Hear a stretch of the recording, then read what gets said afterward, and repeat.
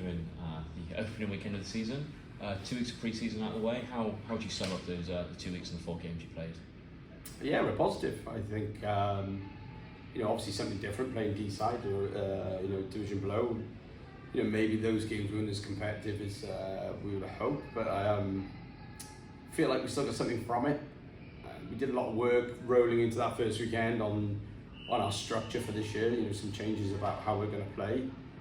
So coming out of that weekend, watching the video back and some of the meetings that we had with the team, there was still stuff in there that we felt we did really well, considering the situation we were in, playing a team from division below, and then coming into this week, the games against Swindon, I think were a really good benchmark for us. We played them pre-season last year, stepping up at this time into the league for the first time, and we have 2 losses, and they were tight games last year. They were close, but I think a year on, the games were really even. It was a really even series on the weekend, and I feel like they're stronger than they were last year. They're definitely a stronger outfit, so I think it's a really good benchmark for where we are. I think mood in the camp and mood in the room is really good, and we're starting to see what the new guys are going to bring already. It's exciting rolling into opening weekend now.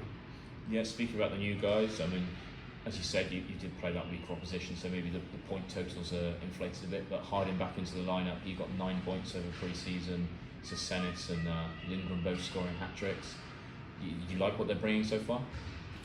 Yeah, I think bringing those guys, I think first of all, Adam, it was such a loss last year, and at times I wouldn't say you forget, because I think we all felt knowing more than Adam, but we signed Adam as our first signing last summer, knowing that he was going to be an impact guy at this level. He's got vast experience at Elite League and in this league. He's been a gamer, he's been there and done it, and he's just really good in all situations. He's good in his defensive zone, he's good in face-off darts, special teams. So it was such a big blow to lose him for the years. I think last year would have been so much different, just with that situation being different. So yeah, it's been great. It's been like a new signing having him.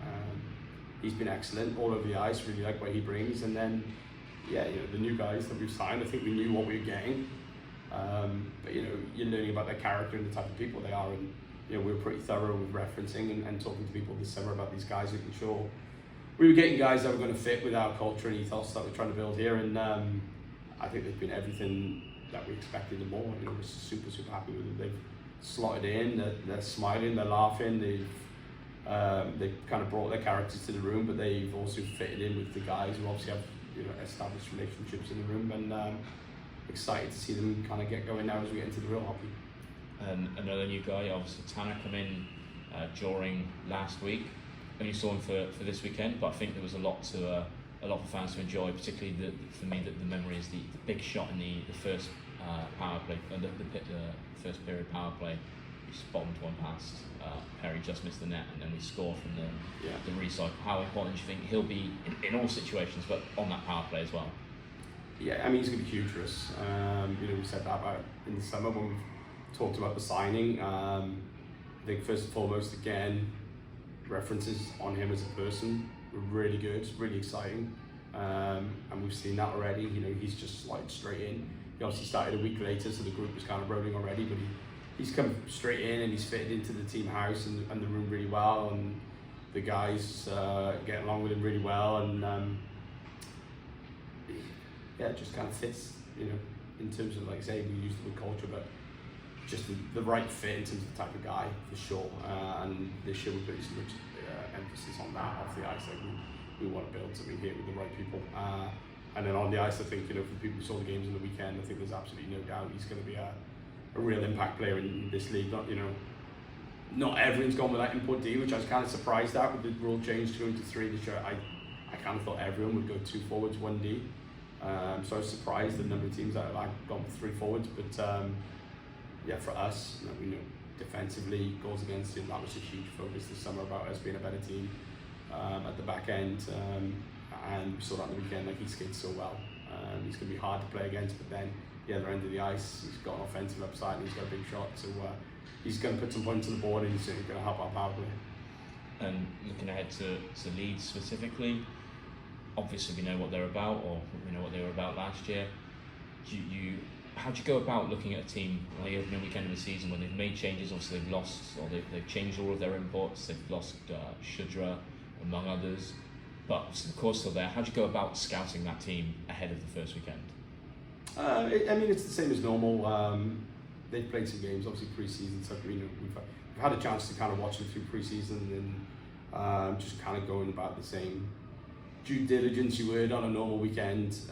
There's obviously not as much game footage to watch, but we've taken a look this week like we would do normally. But to be honest, this time of year and the way we've been building in practice, the focus is on us.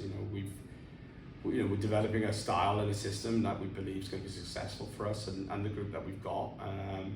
And the message through pre-season has been buy into that, and we'll be tough to beat. And I think the weekend was great for us because it showed us the guys bought in to for where we are 2 weeks in. It wasn't perfect, but they bought in and tried to do what we asked. And I think the guys I would say they surprised themselves, because I think within our group we know what we're capable of. But I think it was really real positive reinforcement that, hey, if we do this the right way, we're gonna make us compete every night. So as much as we kind of got one eye on Leeds and what they're doing, it's about us, and I think it's kind of refreshing to show that we feel like we've got enough in the tank here that we can challenge every night if we just keep to the game plan and keep to what's getting asked. And if we have the buy-in that we did last week, yeah, we'll be there or thereabouts most nights. And for the season as a whole, I think last year maybe there was quite a lot of disappointment that in the end we didn't make the playoffs. I guess the injury to O's really put paid to that in the end. But is that the aim this year, to finish in that top 8? Yeah, I think as a group we've had some internal talk about what we want to get from this season. The biggest thing I think as an organisation is we want to be constantly improving. So last year a 9th place team. This year we want a place that's higher than 9th and show that we've, as much as the league has grown, I think the league's really developed. The semis, I think pretty shocked actually, like how much further the standard's going to be this year.